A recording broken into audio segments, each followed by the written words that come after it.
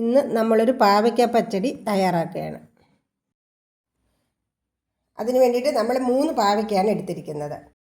ഒരു മുറി തേങ്ങയാണ് നമ്മൾ തിരുവി വെച്ചിരിക്കുന്നത്. പാവയ്ക്കയെല്ലാം നമ്മൾ അരിഞ്ഞ് റെഡിയാക്കി എടുത്തിട്ടുണ്ട്. ഇനി നമുക്ക് അതിന് വേണ്ടുന്ന പച്ചമുളകും കൂടി അരിഞ്ഞു കൊടുക്കാം. വെളിച്ചെണ്ണ ഒഴിച്ച് കൊടുക്കാം. അതിലോട്ട് പാവയ്ക്ക കൂടി ഇട്ട് കൊടുക്കാം.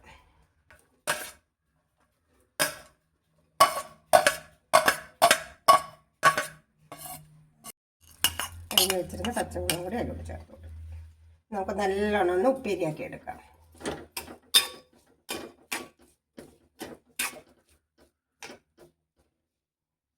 പാവയ്ക്ക മൂത്ത് വരുമ്പോഴത്തേനും നമുക്ക് അതിനാവശ്യത്തിനുള്ള ചുമന്നുള്ളി, ജീരകം എല്ലാം കൂടെ ഒന്ന് അരച്ച് കൊടുക്കാം.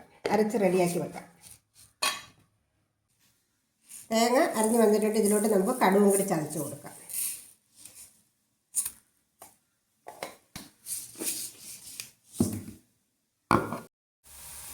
പാവയ്ക്ക ഉപ്പേരിയായിട്ടുണ്ട്. അതിനുവേണ്ടി നമ്മൾ ചട്ടി വെച്ചെടുത്തിട്ടുണ്ട്. നമുക്ക് അതിനകത്തോട്ട് അരപ്പിട്ടൊന്ന് വേവിച്ചെടുക്കാം. തേങ്ങ അരച്ച് വെച്ചിട്ടുണ്ട്.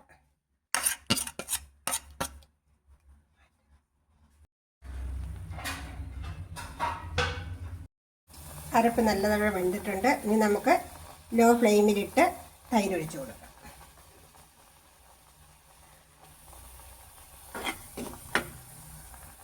ഇത്രയും തൈരാണ് ഞാൻ എടുത്തിരിക്കുന്നത്. ഒരു ബൗൾ തൈര് എടുത്തിട്ടുണ്ട്.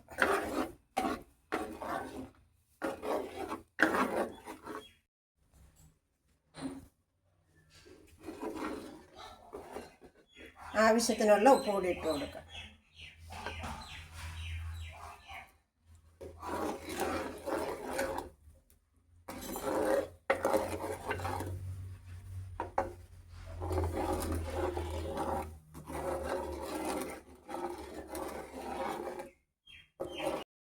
നല്ല രീതിക്ക് അനങ്ങ് വന്നിട്ടുണ്ട്. ഇനി നമുക്കിതിലോട്ട് വറുത്ത് കോരി വെച്ചിരിക്കുന്ന ഉപ്പേരി കൂടി ഇട്ട് കൊടുക്കാം. പാവയ്ക്കയും കൂടി ഇട്ട് കൊടുക്കാം. പാവയ്ക്കയും പച്ചമുളകും കൂടി ഒന്നിച്ച് വറുത്ത് കോരി വെച്ചു.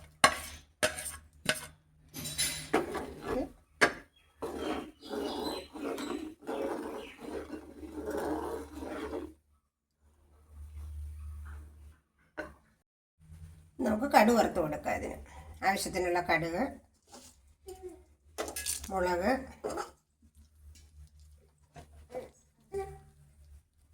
കൊടുക്കാം.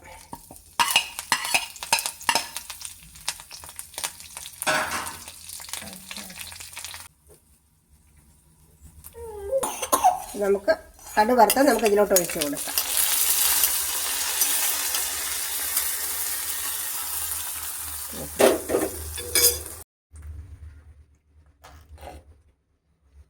അങ്ങനെ നമ്മുടെ പാവയ്ക്ക പച്ചടി റെഡി ആയിട്ടുണ്ട്. നമ്മുടെ വീഡിയോ ഇഷ്ടപ്പെട്ടിട്ടുണ്ടെങ്കിൽ ലൈക്ക് ചെയ്യാനും സബ്സ്ക്രൈബ് ചെയ്യാനും മറക്കരുത്.